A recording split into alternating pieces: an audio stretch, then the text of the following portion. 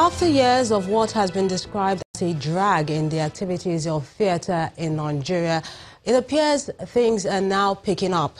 This is believed to be due to a rise in new theatre venues, better pay for practitioners, amongst other things. Channels Television's entertainment editor, Pt.3, tells us more.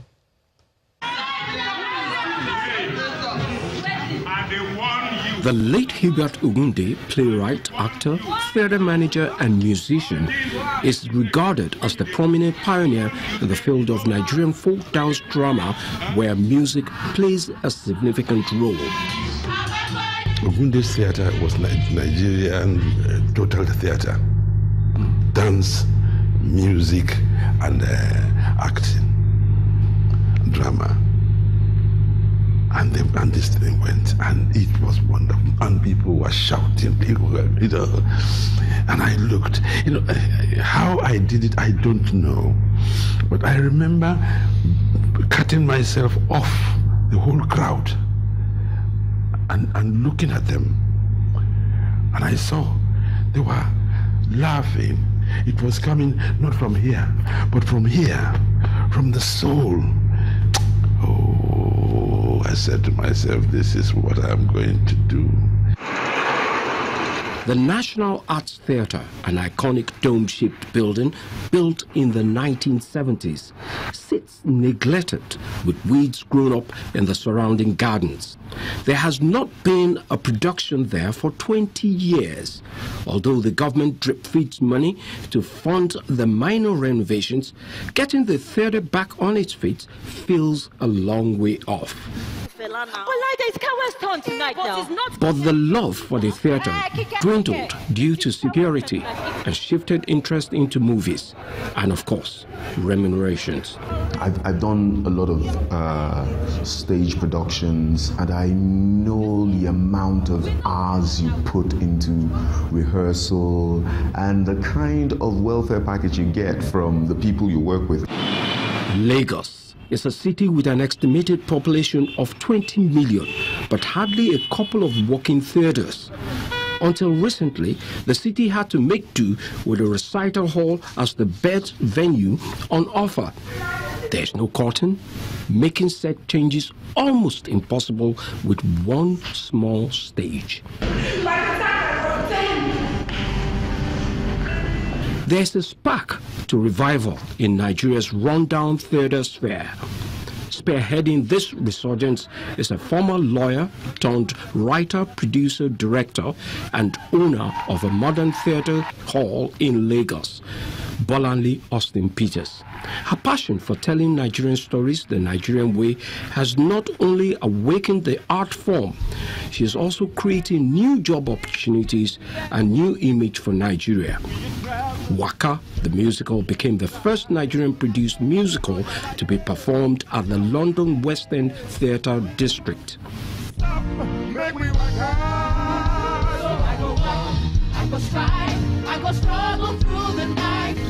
I think the first thing you need to do for any industry is to have the infrastructure in place.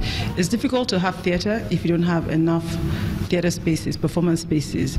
And I think that was one of the major deterrents to the growth of theatre. It's very expensive to put theatrical performances together, especially with the type of performances that we are having. Theatre can be a major foreign exchange earner. The best way you can improve on your economy is to export.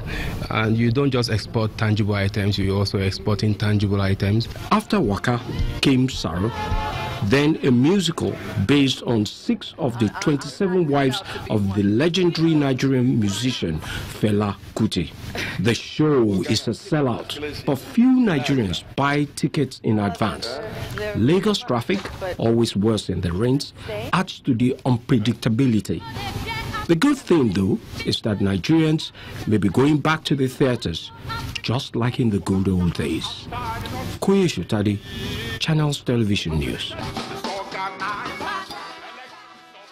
To discuss the reviving theatre and cinema culture in Nigeria, we're being joined on News at 10 by veteran actor Bimbo Manuel. Thank you so much for joining us, Mr. Manuel. It feels good to be here. Now, when compared to what we experienced or what you experienced Yes. in the 60s and in the 80s when talking about theatre in Nigeria, Right.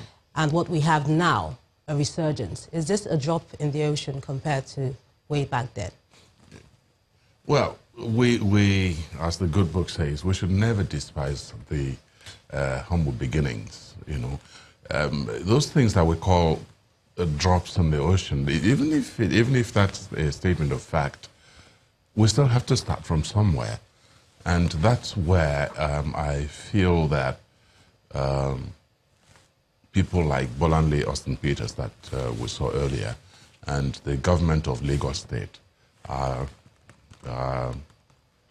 doing incredible things, you know, because Bolanle has said it, almost everyone has said it, we have to start from somewhere. We have to build infrastructures.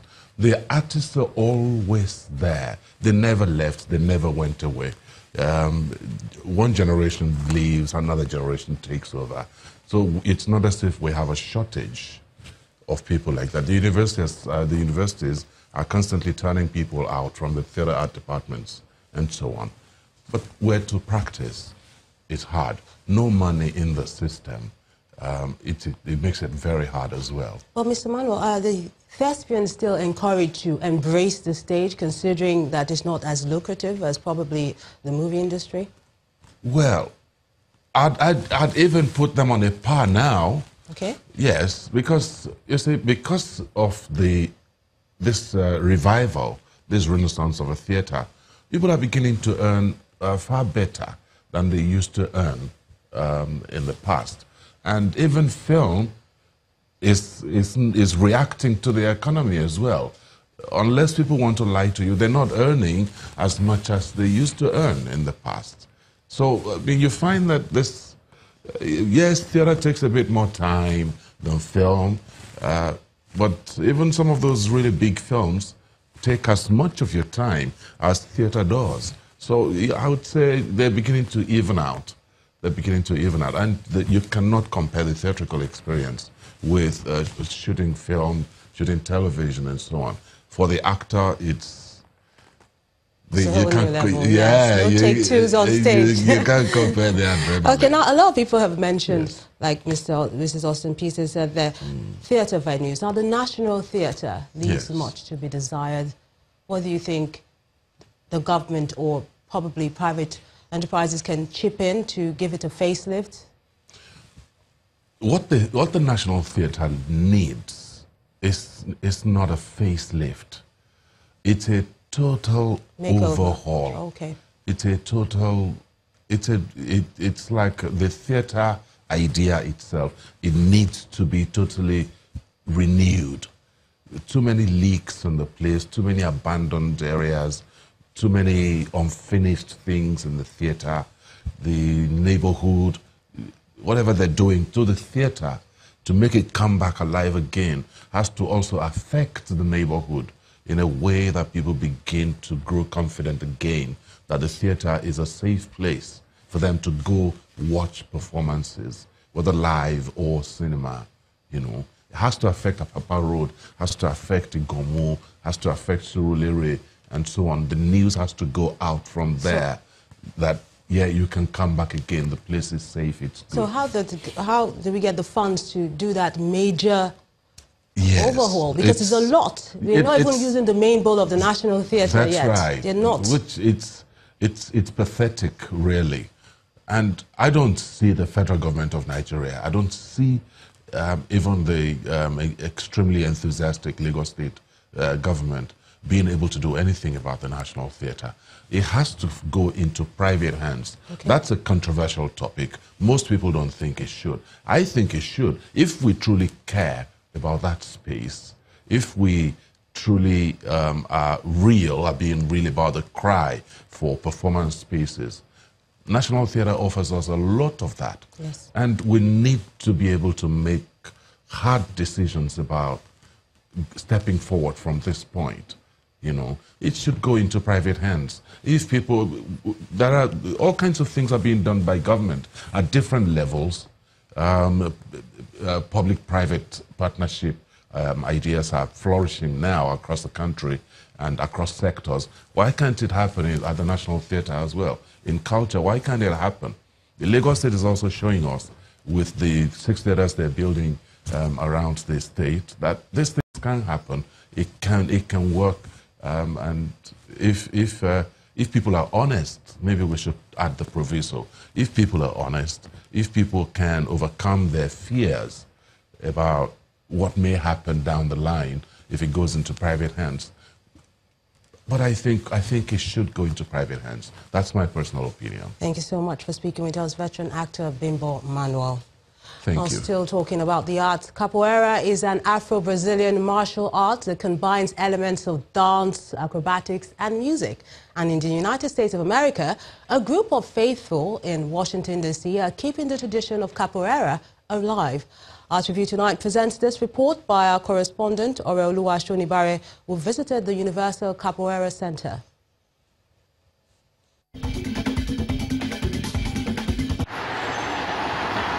Something is happening on U Street, northwest Washington, D.C. The sound can be heard from this building.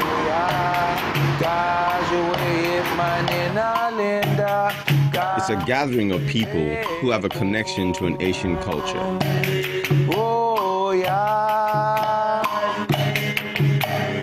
This is a Universal Capoeira Center where values from the slave trade era are preserved. The class combines acrobatics, dance, and music. The group gets into swing, letting the juices flow with this opening performance.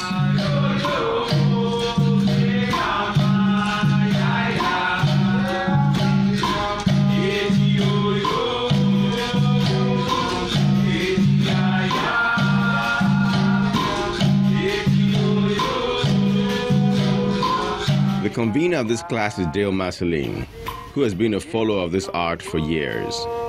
His quest for inner peace led him to capoeira. He shares his knowledge on the origin of capoeira. You know, and capoeira originated from mostly West Africa, not just from Angola, like people say, but it comes from Angola, Sierra Leone, Benin, Burkina Faso, these places like that. And when the slaves came over, each one had their own culture, you know what I mean? And when they put them all together in Brazil, you know, you had your culture, I had my culture, he had his culture, and then I think that's how capoeira developed, you know. Dale also gives insight into the meaning of the songs. A lot of the songs, they talk about birds, because a lot of the Africans, you know what I mean, they worked on the deck, and there was a lot of birds there, you know, so a lot of songs is about birds. As you know, a lot of the songs is spiritual. They talk about God, they talk about the saints and the Catholic religion. The group then proceeds to the next level, which is all about friendly martial arts. I need to be careful because he can take this leg, boom, and kick me in the face like this. So I need to protect this. And I need to watch my legs. Pull, Mike. Pull. Boom.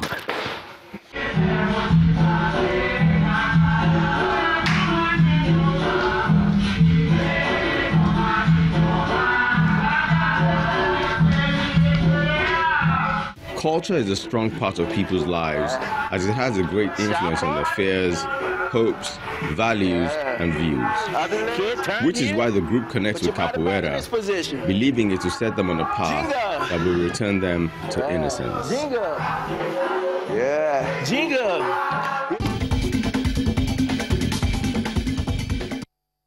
Thankfully, Oreoluwa still has a day job because I don't think dancing is for him. And still ahead on the news at 10, Nigeria's under-17 team, the Flamingos, failed to qualify for the FIFA Under-17 Women's World Cup. And that's the first time since 2008. That's on Sports News. Stay with us.